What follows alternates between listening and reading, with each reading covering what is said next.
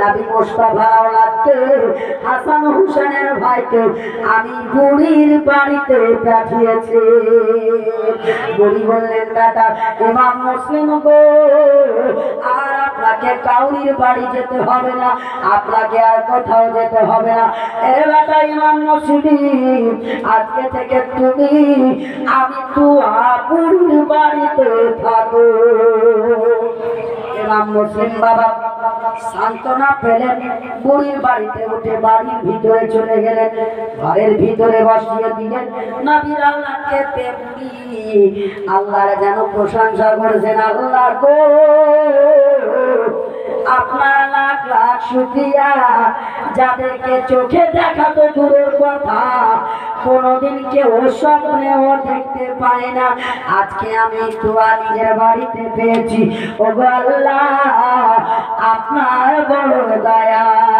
এবার বুড়ি ইমাম মুসলিমকে খাওয়ার খেতে দিয়ে বাবা বাড়ির ভিতরে বাবা আপনার একটা ঘর ইমাম মুসলিমকে বাবা থাকার জন্য দিয়ে দিচ্ছে। আর বুড়ি যেন তার বেটা বেলাল, যে যেন ইবনে জিয়াদের দরবারে চাকরি করে, ওই ইবনে জিয়াদের বাড়ি থেকে চাকরি করে বাবা অনেক রাত্রে বাবা আপনার বেলাল ফিরে আসছে। মা জননী টুকটুক করে বেটার অপেক্ষায় রাস্তার দিকে তাকিয়ে আছে। বেটা যখন এসেছে, বেটা ঘোড়া থেকে নেমে ওই মা জননীকে বলে, মা এত রাত কেন গো মা, আপনি এখনো কেন ঘুমিয়ে যাননি? বলে, বেটারে দুনিয়ায় এরকম কোন মা আছে যে বেটা বাড়ির বাইরে থাকবে আর মা জননী ঘুমিয়ে যাবে? এরকম কেউ নাই, এরকম মা। বেটারে যতক্ষণ তুমি না এসে খাবে, যতক্ষণ তুমি না ঘুমিয়ে যাবে, আমি মা যেন ঘুমাবো না। মা জননী বেটা বেলালকে খাওয়ার খেতে দিই, আমার ইমাম মুসলিম যেন বাবা নিজের ঘরে সারাটা দিন বাবা পায়ে হেঁটে হেঁটে আপনার যেন বিছানায় ঘুমিয়ে যাননি। আল্লাহওয়ালারা নবীর আওলাদেরা সারাদিন পরিশ্রম থাকার সাথেও ইমাম মুসলিম ঘরে বসে বসে নফল ইবাদত করছে, আল্লাহর কোরআন তেলাওয়াত করতেছে। ইমাম মুসলিম ঘরে কোরআন তেলাওয়াত করছেন, আর বেলালকে তার মা খাবার খেতে দিয়ে সুন্দরভাবে বিছানা বিছিয়ে দিয়ে বলছে, বেটা তুমি ঘুমিয়ে যাও। কিন্তু মা জননী বাবা আজ রাত্রে যেন ঘুমাতে পারে না। কেন ঘুমাতে পারে না? বলে, আল্লাহ গো, আপনি অনেক অনেক আমার উপর দয়া করেছেন। আপনার নবীর আওলাদ, আপনার নবী বংশের সন্তান আমি তোমার বাড়িতে এসেছে গো আল্লাহ। আমি তোমার যদি ঘুমিয়ে যাই, আপনার নবীর আওলাদ, আপনার নবীর নাতি রাত্রির অন্ধকারে হয়তো উযু করার জন্য উঠবে, একবার না পানি চাইবে, আমি বুড়ি তোয়া যদি দিতে না পারি, কাল কিয়ামতের ময়দানে আমার নবীকে কি জবাব দেব? এই মনে করে মা ঘুমায় না। কিন্তু বাবা মায়ের জেগে থাকা দেখি বেলাল বলছে, মা প্রত্যেক দিন আপনি ঘুমিয়ে যান, আজকে কেন ঘুমান না? বলে, বেটা বেলাল একটা কথা আছে রে বেটা। বলে, কি মা? বলে, এমনই একটা কথা আছে যেটা আমি তোমাকে বলবো না। বলে, মা বলেন। বলেন, কি বলবেন? বলেন, আরে বেটা তোমাকে বলা যাবে না। বলে, মা আপনি আমার মা, আমি আপনার বেটা, আপনার কি আমার উপরে বিশ্বাস হয় না? বলে, মা গো, আপনি যদি জন্ম দেওয়া একটা বেটাকে বিশ্বাস না করেন দুনিয়ার, তাহলে কাকে বিশ্বাস করবেন? বলে, বেটা রে, যখন তুমি শুনবে বেটা তাহলে শোনো। বলে, বেটা রে, আমার বড় আল্লাহর দয়া, আমার আল্লাহর বড় ইহসান। আজকে আমার আল্লাহ নিজের মুস্তাফা নবী আকার গোলামকে, তিনার প্রিয় হাবিবের নাতিকে ইমাম মুসলিমকে আমাদের বাড়িতে পাঠিয়েছেন। ওই ইমাম মুসলিম যেন আমাদের বাড়িতে আমারই ঘরে আরাম করতেছে। ওই বেরাদার, ওই বেঈমান বেলাল কাজ তো করে বাবা কোনো ভালো মানুষের দরবারে নাই, কাজ করছে তো ওই বেঈমান ইবনে জিয়াদের দরবারে। ওই বেলাল মায়ের সঙ্গে বাবা ওয়াদা করলো, মা আমি কাউকে বলবো না, কিন্তু ওই বেঈমান বেলাল আপনারা জানো বাবা, যখন এই খবরটা শুনেছে, কালকে তো আমার জানো আকাশ, আমার জানো বাদশা জানান ইবনে জিয়াদ, সে তো এলান করেছে যে ইমাম মুসলিমকে খুঁজে আনে দিতে পারবে তাকে এতই টাকা দেবো, এতই টাকা দেবো, যেই টাকা পেয়ে ওই লোকটি যেন সারা জীবন খেয়ে শেষ করতে পারবে না।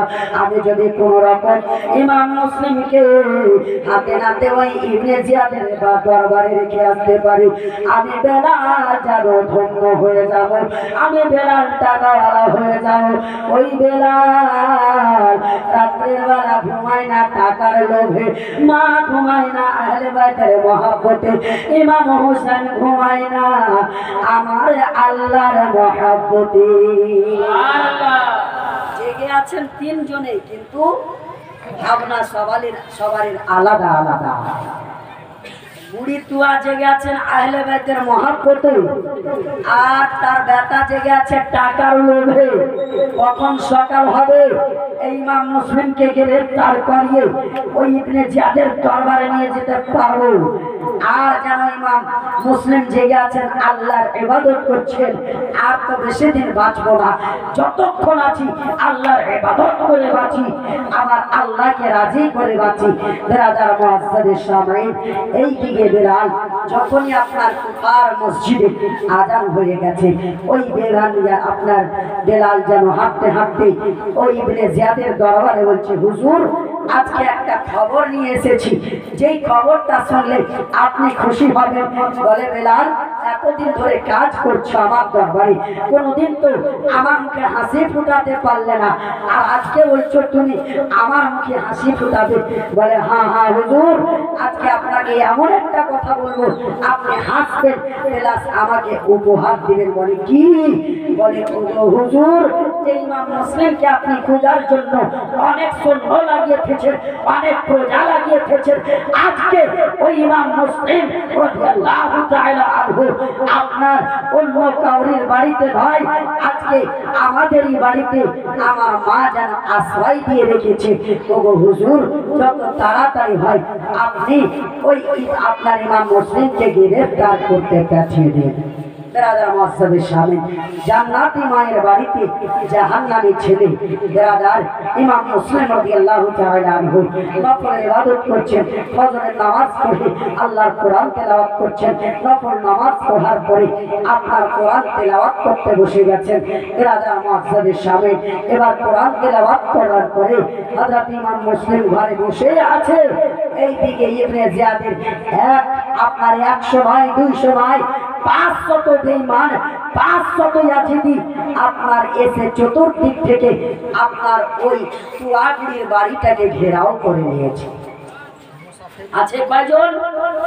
একজনের জন্য এসছে কয়জন গ্রেফতার করতে? 500 জন। ওই 500 জনের সম্মুখে আমার ইমাম মুসলিম হার মেনে নেননি। ইমাম মুসলিম সেনা টান করে তুয়াগুড়ির বাড়ি থেকে বেরিয়ে তলোয়ার হাতে করে বলছে, আমাকে যদিও তোমাদের মারার ইচ্ছা ছিল, ওই মদিনা থেকে মক্কায় যেন আসলাম, মক্কা থেকে কেন আমাদেরকে ডাকলে? ডাকার পরে আবার আমাদের খুনের পেয়াসা কেন হয়ে গেছো? আবার আমাদেরকে মারার মন্তব্য কেন নিয়েছো? তোমরা এখনো সময় আছে, তওবা করে নাও। যেহেতু এই আল্লাহ রাব্বুল আলামিন দুনিয়া সৃষ্টি করেছে কিছুদিনের জন্য, তোমরা তো আমাকে মেরে কিছু টাকা পেয়ে নেবে, টাকা পেয়ে নেওয়ার পরে আরাম করে খেয়ে নেবে, কিন্তু কাল কিয়ামতের ময়দানে নানা মুস্তাফাকে তোমরা কি জবাব দেবে? এই চিন্তাটা কি তোমাদের আছে? ইমাম মুসলিমের বাবা কেউ জানো বাবা বক্তব্য বাবা অ্যাকসেপ্ট করলো না, কেউ জানো ইমাম মুসলিমের কথা বাবা শুনলো না। বেঈমানেরা চতুর্দিক থেকে জানো বাবা তালওয়ার মারতে শুরু করেছে। আমার ইমাম মুসলিমকে বাবা যেমন তালওয়ার মারার চেষ্টা করেছে, আমার ইমাম মুসলিম এমন একটা হুঙ্কার দিয়ে আদিশের খোদার জাজবা দিয়ে আপনার যেমন একটা বাবা শক্তি লাগিয়েছে, আপনার যতগুলো বেঈমান তালওয়ার উঠিয়েছিল সবগুলো এদিকে আমার ইমাম মুসলিম সাথে সাথে জামিনে ফেলে দিয়েছে।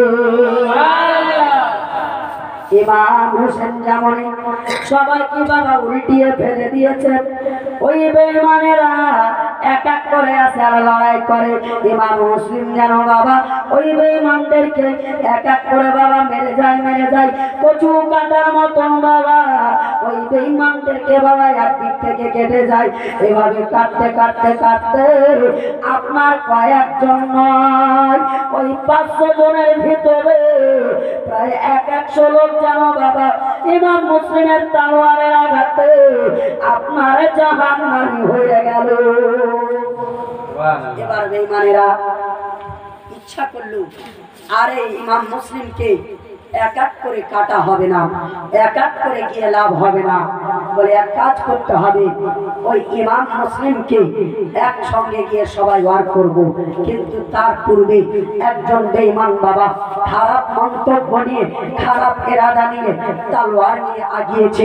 এবার ইমাম মুসলিমকে এমন ভাবে একটা তলোয়ারের ওয়ার করব যে এক ওয়ারে যেন ইমাম মুসলিমের এই গার্দানটা যেন ধর থেকে আলাদা হয়ে যায়।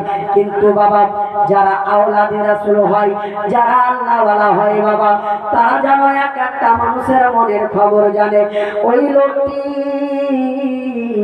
আমার ইমাম মুসলিমকে মারবো বলে তলোয়ার বাবা চালিয়েছে গার্দান আলাদা করব বলে, কিন্তু বাবা আমার ইমাম মুসলিম যেমনই জানতে পেরেছে, আমার ইমাম মুসলিম যেন বাবা যেমনই পিছে ঘটেছে, ওই বেঈমানের তলোয়ার ইমাম মুসলিমের গর্দানে বাবা লাগলো না, ইমাম মুসলিমের মাথায় লাগলো না, ইমাম মুসলিমের শরীরে লাগলো না, তলোয়ার কানা লাগবি তো লাগ এমন জায়গায় লেগেছে আমার ইমাম মুসলিমের দুটি ঠোরে ওই বেঈমানের তলোয়ারের যেন নখ লেগে গেছে। তলোয়ারের যখন আগালটা বাবা লেগে গেছে, দুটি ঠোঁট যেন কেটে গেল বাবা।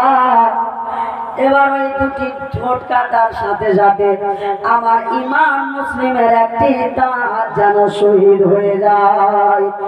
আল্লাহুম্মা সাল্লি আলা সাইয়্যিদিনা মাওলানা মুহাম্মদ ওয়া আলা আলি সাইয়্যিদিনা ওয়া আলা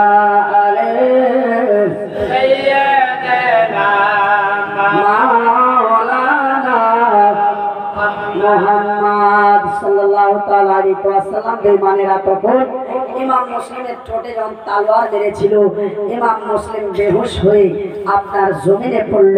বেঈমানেরা আপনার উটের উপরে উঠিয়েছে, এতে অবস্থায় একজন বেঈমান লক্ষ্য করে তলোয়ার খানটা কেড়ে নিয়েছে ইমাম মুসলিমের কাছ থেকে। তলোয়ার যখনই কেড়ে নিয়েছে আর ইমাম মুসলিম যুদ্ধ করতে পারবে না।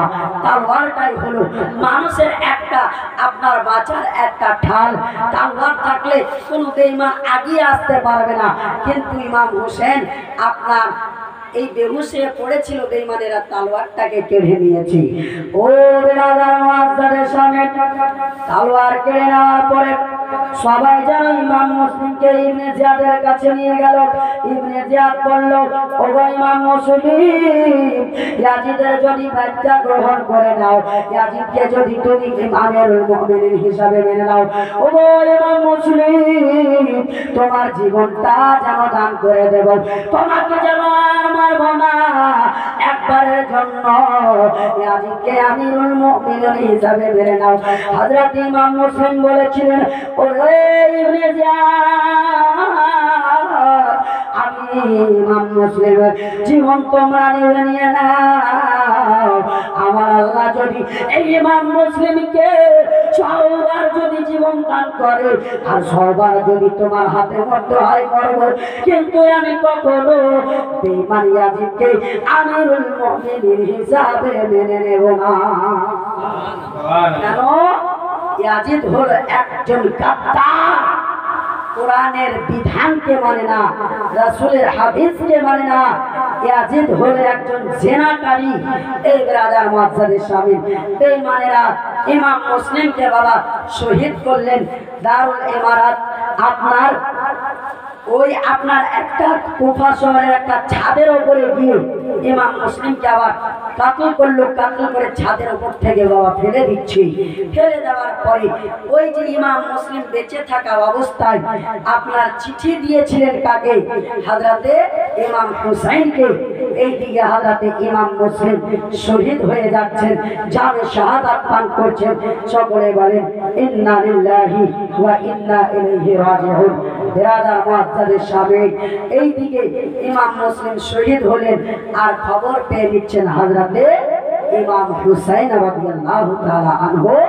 যেই চিঠিখানা ইমাম মুসলিম লিখেছিলেন কুফা থেকে, যে হুজুর এখানকার অবস্থা খুবই সুন্দর আছে, আপনি চিন্তা করিয়েন না, কুফায় চলে আসেন। ওই চিঠিখানা আমার ইমাম হোসেন পরে অনেকদিন পরে পেয়েছেন। তখন বাবা সমস্ত আহলে খানদান 72 জন ব্যক্তিকে সাথে করে আমার ইমাম হোসেন ঘোড়ার উপরে সওয়ার হয়ে কুফার দিকে রওনা হচ্ছেন। বিরাদার মুআজ্জাদের শামিল ওই কুফার দিকে আমার ইমাম হোসেন রাদিয়াল্লাহু তাআলা আনহু একটা দুই পা করে যেন বাবা রওনা হয়ে গেছে। এ বাবা সঙ্গে আছে বাবা 6 মাসের শিশু।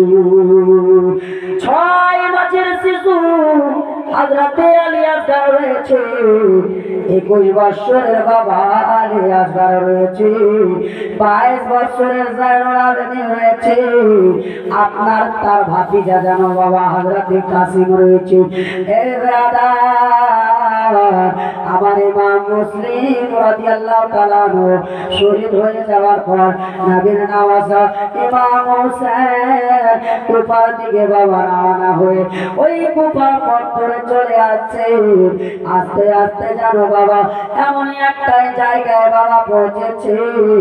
পৌঁছে যাওয়ার পরে কুফার দিক থেকে একজন কাসিম শুনতে পেয়েছে নবীর নওয়াজা ইমাম হোসেন যেন বাবা ওই কুফার দিকে আসতেছি।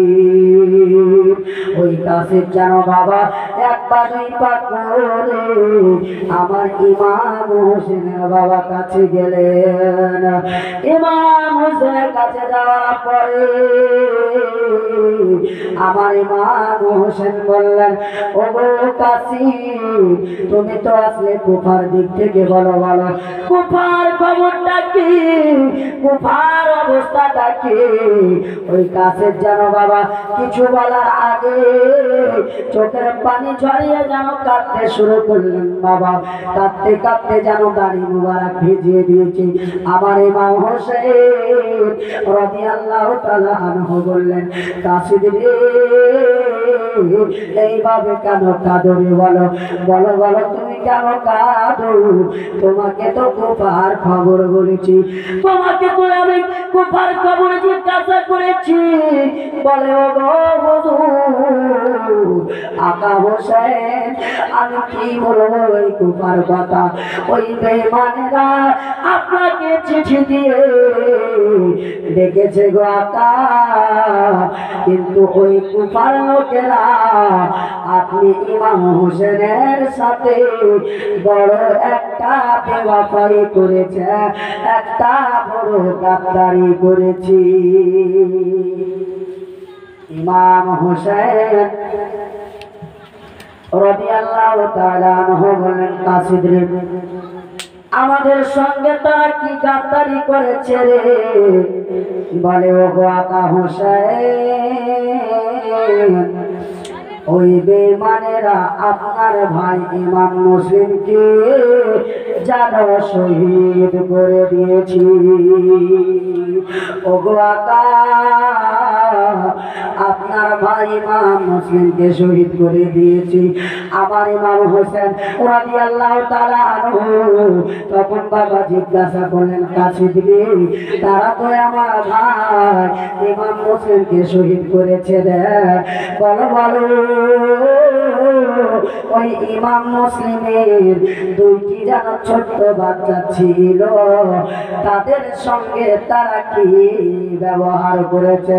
বলে, ও গো আকা হোসেন, ওই বেঈমানেরা যেমন ভাবে পাপকে খুন করেছে গো আকা, ওই ভাবেই যেন আপনার ওই দুইজন কচি বাচ্চা আপনার ওই ইব্রাহিম ও মুহাম্মদকেও দুনিয়া থেকে বিদায় করে দিয়েছি।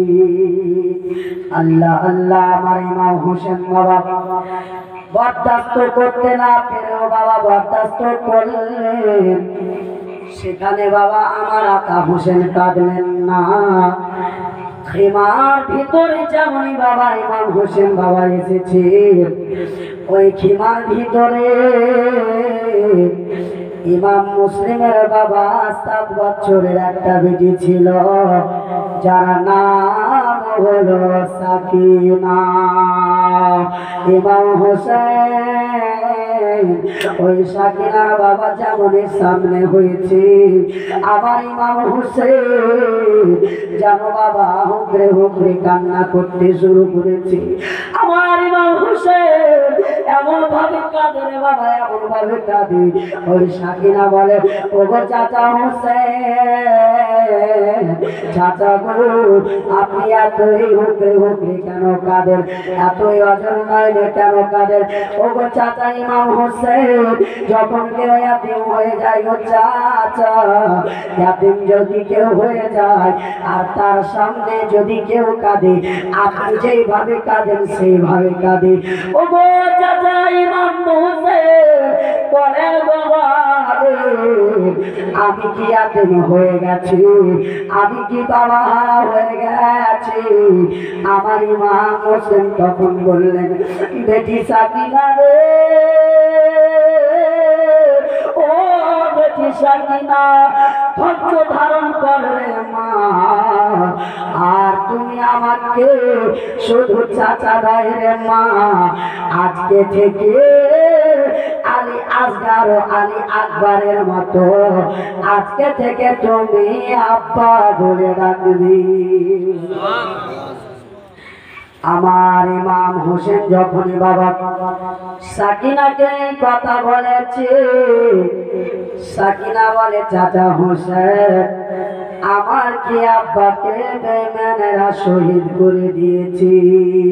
বলে, বেটি রে, বেঈমানেরা তোমার আব্বাকে শহীদ করে দিয়েছে। হযরত সাকিনা বাবা তখন বেহুশ হয়ে বাবা পড়ে গেল। যেমন বাবা বেহুশ হয়ে পড়ে যাওয়া, আমার ইমাম হোসেন আল্লাহর কোরআন তেলাওয়াত করে বাবা পানিতে দম করলেন। পানিতে দম করার পরে বেটি সাকিনার শরীরে বাবা ছিটিয়ে দিল। যেমনই বাবা শরীরে ছিটিয়ে দেওয়া, সাকিনা যেন বাবা বলে, ও গো চাচা ইমাম হোসেন, ওই বেঈমানেরা নয় আমার আব্বাকে শহীদ করে দিয়েছে। ও গো চাচা, আমার যে দুটি ছোট ছোট ভাই এসেছিল গো চাচা, ও গো চাচা ইমাম হোসেন, একটা বয়স ছিল 6 বছর আর একটা বয়স ছিল 8 বছর। ওগো চাচা বলেন বলেন আমার এই দুই ভাই ইব্রাহিম ও মুহাম্মদ কোথায়? ইমাম হোসেন বলেছিলেন, ও বেটি সাকিনা রে, ও মা সাকিনা, যখন তোমার ওই দুই ভাই ইব্রাহিম ও মুহাম্মদের কথা মনে হবে রে মা, ও মা সাকিনা, আমার বেটা আলী আসগার এবং আলী আকবরকে দেখে সবুর করে নিও। এই কথাটা কখন বলে বাবা? যখন কাউরির কেউ দুনিয়া থেকে বিদায় নেয়। আমাদের যখন মা কাউরির ইন্তিকাল করে, তখন পাড়া প্রতিবেশীর মা চাচি কি বলে, বেটা মা মারা গেছে তো কি হয়েছে আব্বা, আমরা যে আছি আমাদেরকে মা বলবে, এরকম বলে না? ইমাম হোসেন বললেন, বেটা রে, ও বেটি সাকিনা, তোমার দুই ভাই ইব্রাহিম ও মুহাম্মাদের বদলে আমার দুই কচি বাচ্চা আলী আকবর ও আলী আসগরকে ভাই হিসাবে দেখে তুমি সবুর করে নেবে। চতুর্দিকে বাবা শোকের একটা ছায়া বাবা ছয়েছে গেল। আপনার যেন ওই তাবুর ভিতরে যতগুলো বাবা লোক ছিল সবাই যেন অঝন্যরে কান্না করতে লাগলো, সবাই যেন কেঁদে যায় কেঁদে যায়। আমার ইমাম হোসেন বাবা কাঁদে, কিন্তু বাবা চোখের নারায়ে তাকবীর, নারায়ে রিসালাত, মাসলাকে আলা হযরত, মাসলাকে আলা হযরত হযরত আল্লামা মাওলানা হানিফ রাজা সাহেব কিবলা, নারায়ে তাকবীর, নারায়ে রিসালাত। রাদার মাহফিলের সামনে আপনাদের প্রধান অতিথি হযরত আল্লামা ও মাওলানা হানিফ রাজা সাহেব কিবলা ঝাড়খণ্ড, উনি এসে উপস্থিত হয়ে গেছেন। আপনারা আর দেরি না করি, যে যেখানে আছেন ওনার অপেক্ষায় বসে আছেন, অতি শীঘ্র আপনারা এসে এই পবিত্র মাহফিলে উপস্থিত হয়ে যান। আমার বক্তব্য আমি শেষ করে দিচ্ছি, যেহেতু আর একজন বক্তা আছে। এখন রাত 12টা বাজতে মাত্র 9 মিনিট বাকি। তো বিরাদার মসজিদের সামনে হযরত ইমাম মুসলিম এবং তার দুইজন কচি বাচ্চা মৃত্যুর খবর শুনে সমস্ত আপনার ওই খিমার লোক কান্নায় ভেঙে পড়ল। আমার ইমাম হোসেন বললেন, তোমরা সবাই ধৈর্য ধারণ করো। আল্লাহ বলেন, ইন্না আল্লাহা মা'আস সাবিরিন, নিশ্চয়ই যারা সবর করে আল্লাহ তাদের সঙ্গে আছে। আমি যে সাবির, এ আমার স্ত্রীগণ, এ আমার বোনেরা, ও আমার ভাবিরা, যে যতগুলো আছো নারী জাত, তোমরা যে সাবেরা, আমি সাবির, তোমরা সাবেরা, তোমাদেরকে ধৈর্য ধারণ করতে হবে। আর এখন আমাদের শুধু পরীক্ষা আরম্ভ হয়েছে, বিরাট বড় পরীক্ষা, ওই কারবালার প্রান্তরে গিয়ে দিতে হবে। জোরে বলেন সুবহানাল্লাহ। আমার ইমাম মুসলিম রাদিয়াল্লাহু তাআলা আনহু বাবা শহীদ হলেন, তিনার দুই বেটা শহীদ হলো, এবং বাবা হযরতে ইমাম হুসাইন খবরটা পেয়ে বাবা সবাইকে বলেছিলেন, সবাই কেঁদেছিলেন। এবার ইমাম হোসেন বাবা পথ চলতে শুরু করলেন। যেতে যেতে এমন একটা জায়গায় পৌঁছেছেন যেখানে বাবা ইয়াজিদের তরফ থেকে একজন লোক আপনার 1000 সৈন্য নিয়ে আমার ইমাম হোসেনকে গ্রেফতার করতে আসলেন, যার নাম হলো হযরতে হুর। যেমন ইমাম হোসেনকে গ্রেফতার করার কথা বলেছি, আমার ইমাম হোসেন বলেছিলেন, হুর আমি যে ওই মক্কার সরজমিন থেকে কুফায় এসেছি, আর ওই মদিনা থেকে মক্কায় এসেছিলাম, আমি নিজের ইচ্ছায় আসিনি রে। আমাকে চিঠি দেওয়া হয়েছিল, একের পরে এক আমাকে 150খানা চিঠি দেওয়া হয়েছিল। ওরে আমি নিজের ইচ্ছায় আসিনি। ওই হুর তখন বললেন, ওগো হুজুর, আমি তো জানি না আপনাকে চিঠি দিয়েছে। ইমাম হোসেন বাবা সম্পূর্ণ চিঠি বের করে ওই হুরকে বাবা দেখালেন। হুর তখন বাবা বলেছিল, ওগো হুজুর, এই ব্যাপারে আমার এদিন ছিল না, এই ব্যাপারে আমার জানা ছিল না, পারলে আপনি আমাকে ক্ষমা করে দিবেন। হযরতে হুজুর যেন বাবা ক্ষমা চেয়ে নিলেন। আর যেন জোহরের টাইম হয়ে গেল, আমার ইমাম হোসেন আতায় আমার যেন বাবা ওই জোহরের নামাজ পড়ালেন। সবাই যেন বাবা নামাজ পড়লেন ইমাম হোসেনের পিছনে। এবার যেন বাবা ইমাম হোসেনকে হযরতে হুজুর বললেন, হুজুর, আমি নিজের দলবলকে নিয়ে ফিরে যাচ্ছি, আপনাকে নিয়ে যাব না, আপনাকে গ্রেফতার করব না, কিন্তু হুজুর গো, আপনার সঙ্গে ছোট্ট বাচ্চা রয়েছে, জওয়ান ছেলেরা রয়েছে এবং নারী জাতেরা রয়েছে। হুজুর, আপনি দেখে শুনে যেখানে থাকবেন একটু ধ্যান দিয়ে থাকবেন, যাতে কোনো বিপদ না চলে আসে।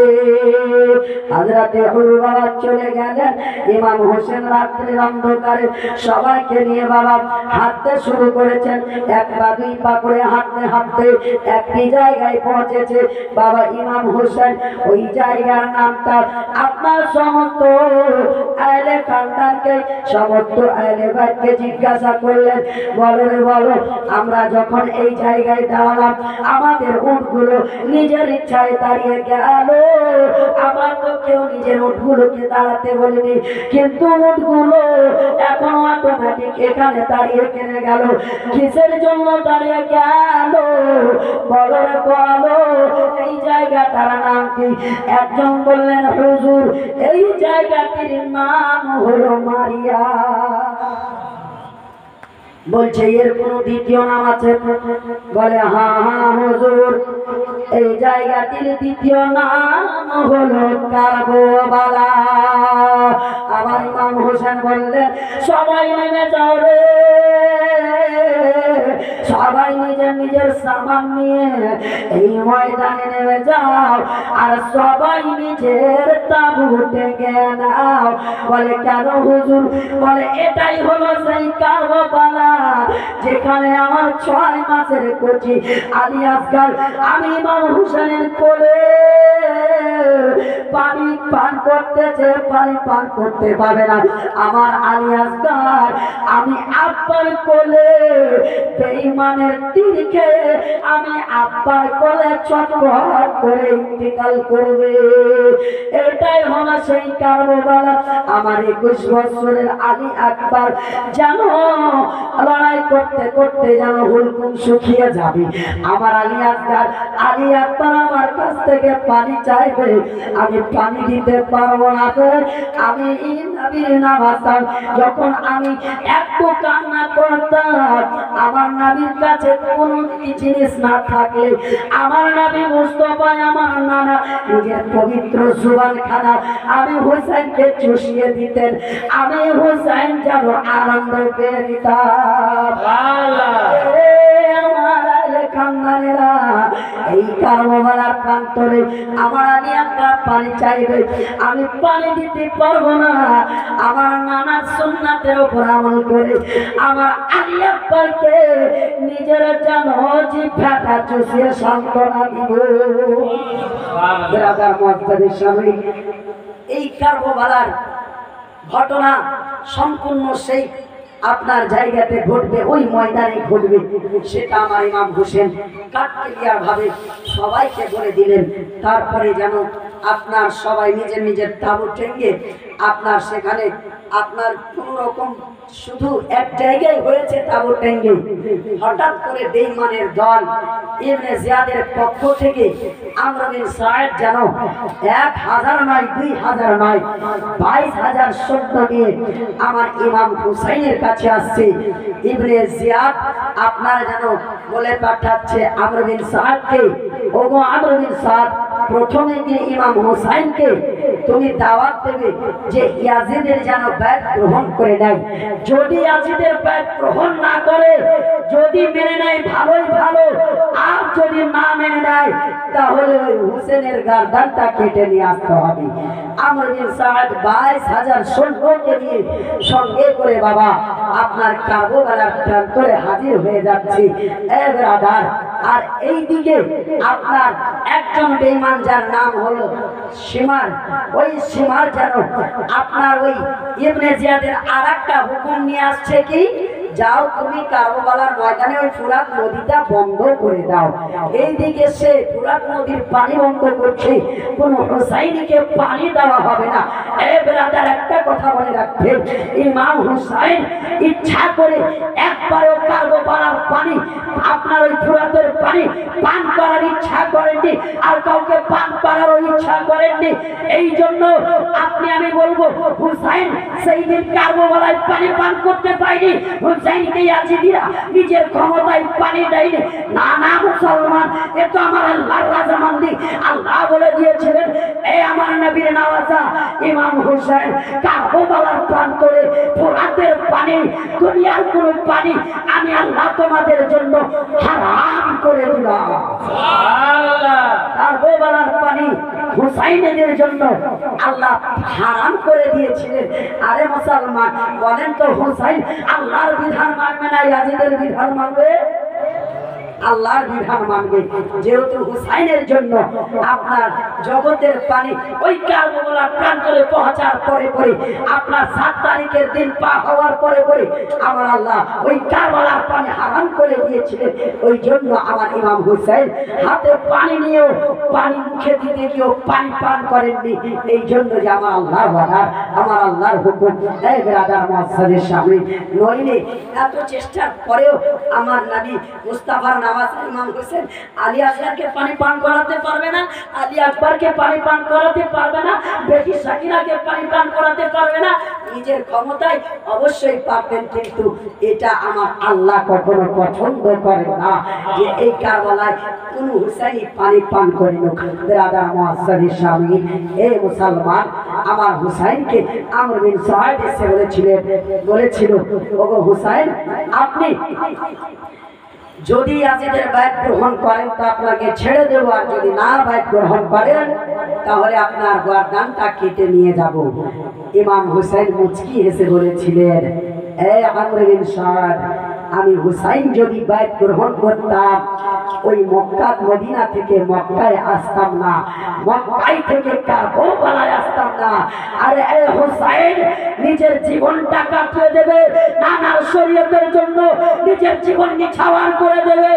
এখনো বলছি, কাল কিয়ামত পর্যন্ত বলবো জীবন দিয়ে দেব, কিন্তু আমি ইমাম হুসাইন কখনো ইয়াজিদের দামান করব না।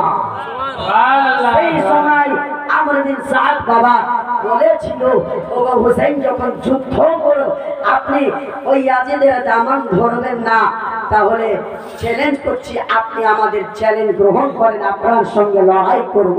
বাবা আমার ইমাম হুসেনের সঙ্গে এভাবে কথা হচ্ছে, কথা হতে হতে বাবা মুহররমুল হারামের 9 তারিখের দিন আসলো। আবার আমর বিন সাদ বলছে, ওগো হুসাইন, বাইত গ্রহণ করেন নইলে লড়াই করেন। ইমাম হুসেন একটি দিন চেয়েছিলেন, ওগো আমর বিন সাদ, একটি দিন দাও, একটি দিন। এই 9 তারিখের দিন গত হবে, 10 তারিখে শবে আশুরা আসবে। ওই রাত্রি জেগে নানার উপর দরুদ পড়বো, আল্লাহর কোরআন তেলাওয়াত করব, নফল নামাজ পড়ে আল্লাহকে খুশি করব।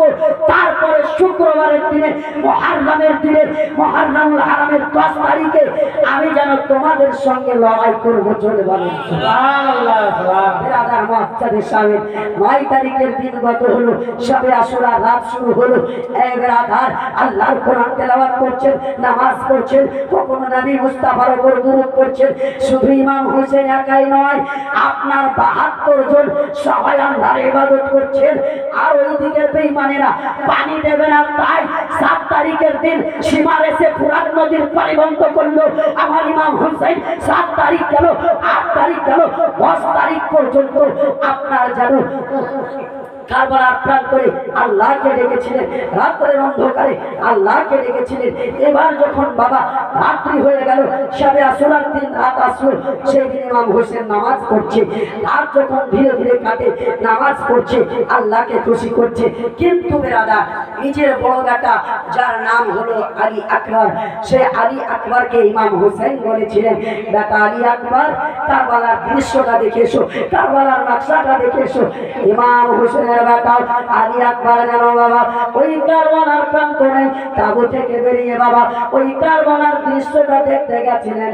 এ বেরাদার আলী আকবর মুখটা বের করে বাবা কারবালার দিকে তাকিয়ে তাকিয়ে দেখে বেঈমানের দলেরা আপনার যেন পুরা নদীটাতে যেন পাহারা লাগিয়ে আছে রাত্রের অন্ধকারে, আর যেন চতুর্দিকে কারবালার ময়দানটা ফাঁকা, আর একটি যেন বয়স্ক নারী কারবালার প্রান্তরে নিজের হাতে যেন ঝাড়ু লাগাচ্ছে। ইমাম হোসেন আপনার ওই সময় হযরতে আলী আকবরকে দেখতে পেয়েছিলেন। আলী আকবর তখন আপনার দেখছেন কি চতুর্দিকে বেঈমানেরা ফোরাত নদীতে পাহারা লাগিয়ে রেখেছে, আর এই দিকে চতুর্দিক আপনার কারবালার ময়দান ফাঁকা, কিন্তু এই দিকে একটি আপনার জান্নাতি রমণী আপনার ওই কারবালার প্রান্তরে ঝাড়ু লাগাচ্ছে। ইমাম হোসেনকে এসে বলছেন, আব্বা কারবালার প্রান্তরে সবাই তো পাহারা লাগিয়ে আছে ইয়াজিদিরা, কিন্তু চতুর্দিকটা ফাঁকা, কিন্তু আব্বা কারবালার প্রান্তরে একটি জায়গাতে দেখলাম একটি মেয়ে যেন বুরখা পরে কারবালার প্রান্তরে ঝাড়ু লাগাচ্ছে। আমার আতা হোসেন বলেছিলেন, বেটা আলী আকবর রে, ওই কারবালার প্রান্তরে যেই জায়গায় দেখলে জান্নাতি রমণী ঝাড়ু দিচ্ছে, সেটা অন্য কেউ নাই রে বেটা, সে হলো তোমার দাদি, আমার মা জননী। ওই জায়গায় ঝাড়ু লাগাচ্ছে যেই জায়গার মাটি জিবরাইল আমার নানাকে দিয়েছিল, ওই মাটি আমার নানা উম্মে সালমাকে দিয়েছিল, ওই জায়গায় আমার আব্বা এক যুদ্ধের ময়দান থেকে এসে ওই জায়গায় উটটা বেঁধেছিল, যেই জায়গায় আমার মা ঝাড়ু দিচ্ছে সে হলো আমার মা। কালকে আমি সেই জায়গায় আমার কাটা দেহ ধরে থাকবে, আমি যেন হুসাইনকে কোন রকমের কষ্ট না হয়, ওই জন্য আমার মা আল্লাহর জান্নাত থেকে ছুটি নিয়ে আমার ওই জায়গাটাকে পরিষ্কার করতেছে। সে হলো তোমার দাদি, আমার মা ফাতেমা জননী। বেরাদার মুআজ্জাদের সামনে ওই আপনার কারবালার প্রান্তরে আপনার 10ই মুহররম শুক্রবারের দিনে জুমার রাতে ইমাম হোসেনকে বেঈমানেরা বাবা শহীদ করেছিলেন। সেটা তো আমার বলা হলো না, সময় হয়ে গেল। আপনাদের সম্মুখে ইনশাআল্লাহুল আজিজ কারবালার মর্মান্তিক কাহিনী, আপনার শহীদের ঘটনা হযরত আল্লামা ও মাওলানা আপনার হানিফ সাহেব কিবলা শোনাবেন। আপনারা মনোযোগ দিয়ে শুনবেন। আল্লাহর পবিত্র কোরআন বলে, ওয়ালা তাকুলু লিমান ইউকতালু ফি সাবিলিল্লাহি আমওয়াত বাল আহইয়াউ ওয়ালাকিন লা তাশউরুন। আল্লাহ বলেন, যারা আমি আল্লাহর পথে শহীদ হয়ে যায় তাদেরকে তোমরা কখনো মৃত্যু বলিও না, আর মৃত্যু বলা তো দূরের কথা, কখনো অনুভব করিও না। জোরে বলেন সুবহানাল্লাহ। আল্লাহ তাবারাক ওয়া তাআলার পবিত্র কোরআন থেকে আয়াত কারিমা তেলাওয়াত করেছিলাম, কুল্লা আসআলুকুম আলাইহি আজরান ইল্লা মুআদ্দাতা ফিল কুরবা। এই হাবিব আপনি বলে দেন, এই আমার উম্মত বর্গরা, তোমাদের কাছ থেকে আমি কিছু চাই না, যদি চাইছি আমার আহলে বাইতের প্রেম ও ভালোবাসা। বেরাদার, আল্লাহ যেন আমাদেরকে আহলে বাইতের প্রতি বেশি বেশি করে প্রেম ভালোবাসার তৌফিক দান করেন। একবার জোরে বলেন আমিন সুম্মা আমিন। বলার মধ্যে হয়ে থাকে ভুল ত্রুটি, আল্লাহর ওয়াস্তে ক্ষমা প্রার্থী। আসেন একবার সবাই তওবা ইস্তিগফার করি। আস্তাগফিরুল্লাহ রাব্বি মিন কুল্লি যামবিন ওয়া আতুবু ইলাইহি লা হাওলা ওয়ালা কুওয়াতা ইল্লা বিল্লাহিল আলিয়্যিল আযীম। লা ইলাহা ইল্লাল্লাহ মুহাম্মাদুর রাসূলুল্লাহ। হায়াত বাকি তো মুলাকাত বাকি। আসসালামু আলাইকুম ওয়া রাহমাতুল্লাহ।